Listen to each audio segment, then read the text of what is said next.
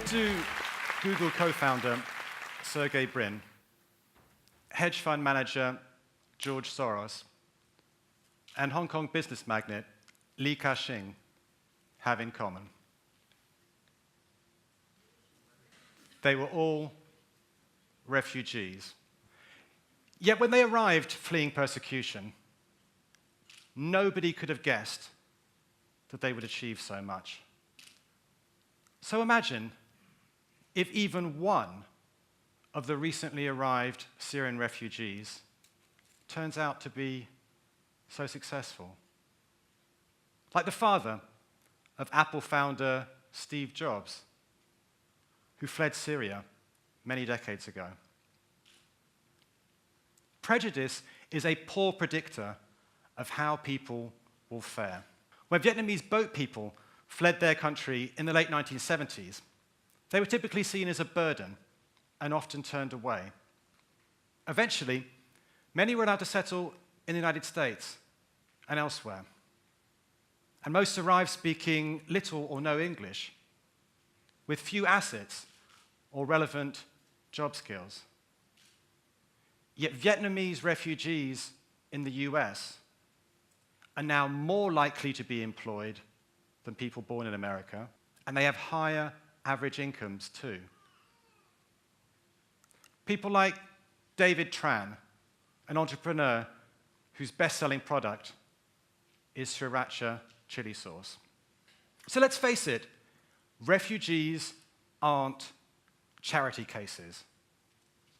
They're people with lots to contribute.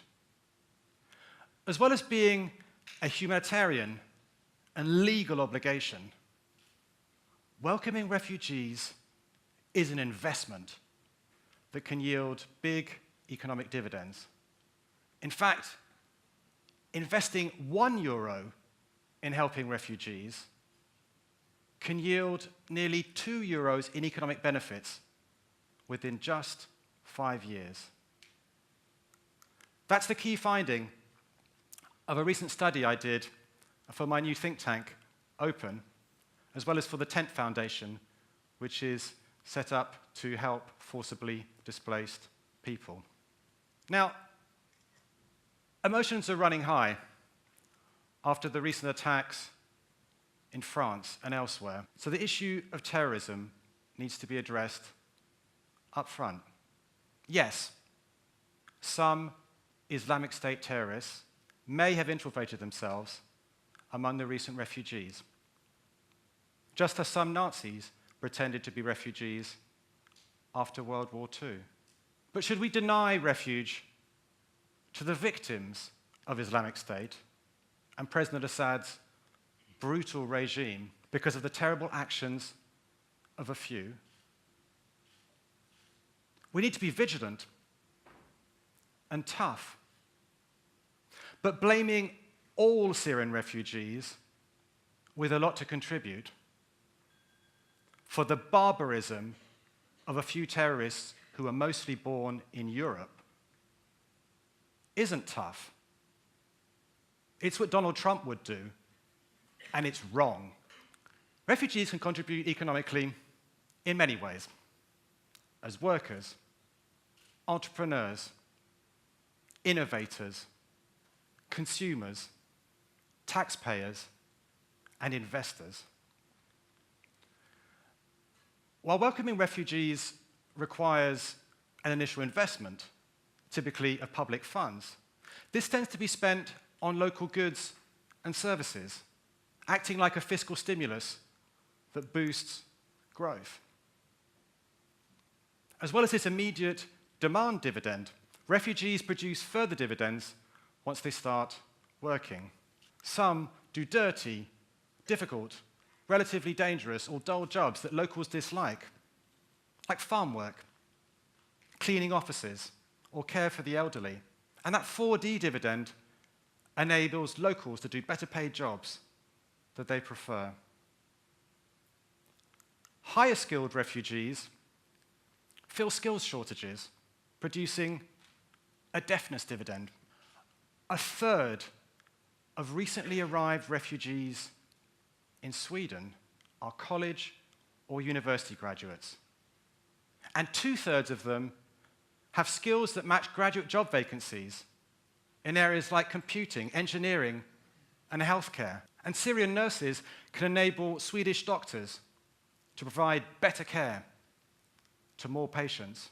Enterprising refugees start businesses that create wealth, employ locals, boost growth, and stimulate trade and investment. And that dynamism dividend can be huge too. In Britain, newcomers are twice as likely to start a business as locals.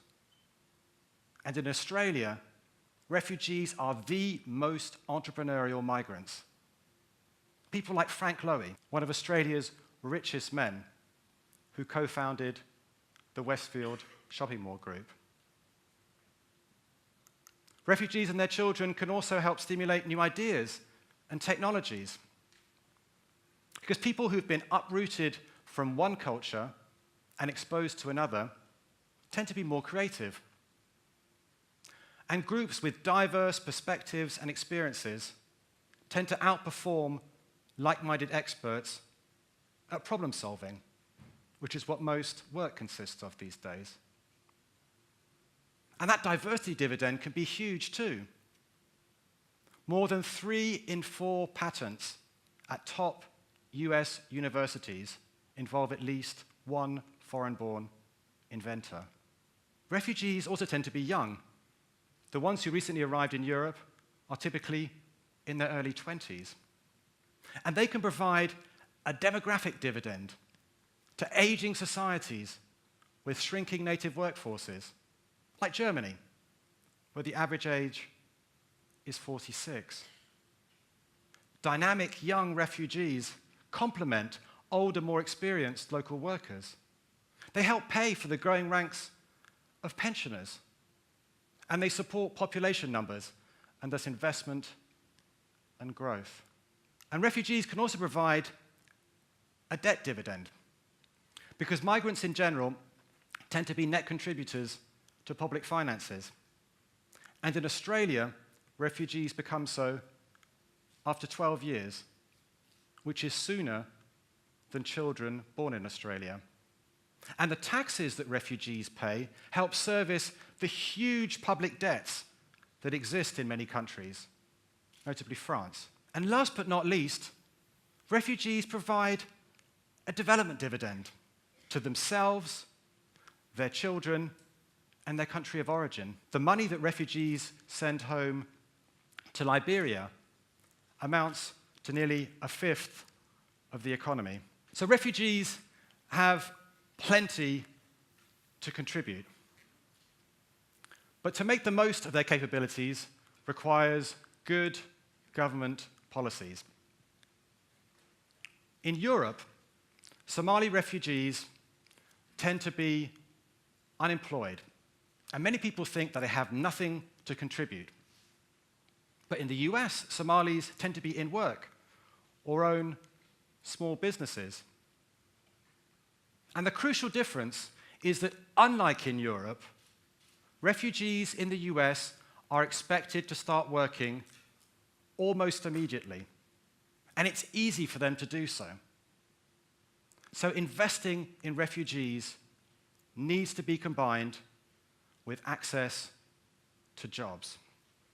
Now, my late grandfather once told me that when he arrived as a refugee in America after World War II, he was delighted to get his first job.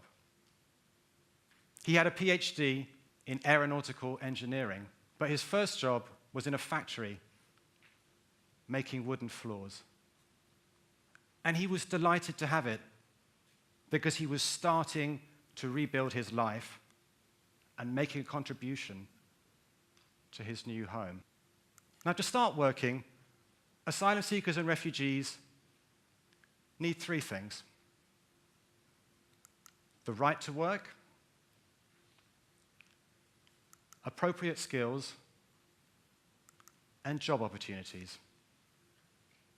Now, perversely, many governments prevent asylum seekers from working while taking ages to process their claims. Governments should instead allow asylum seekers to work and process their claims faster, as in Sweden. Skills are also crucial. Refugees may need job or language training, and the recognition and conversion of their foreign qualifications needs to be streamlined. In Britain, for example, training a British doctor from scratch costs £250,000.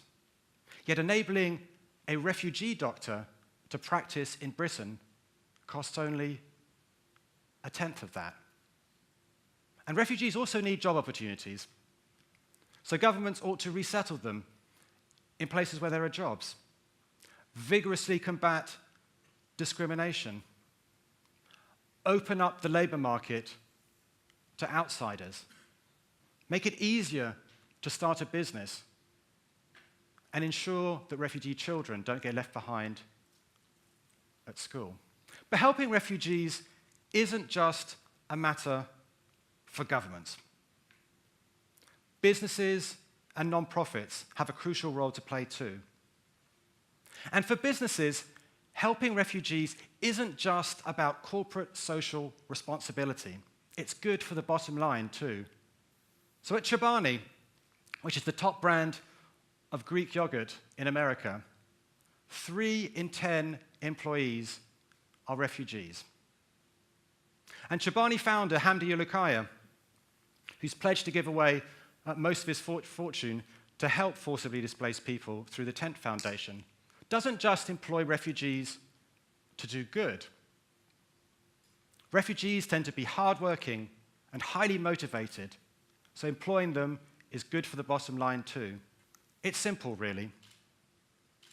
Investing in refugees can yield big economic dividends for the businesses and organizations that employ them, and for the economy and society as a whole. Refugees aren't a burden to be avoided. They're an opportunity to be welcomed. Thank you.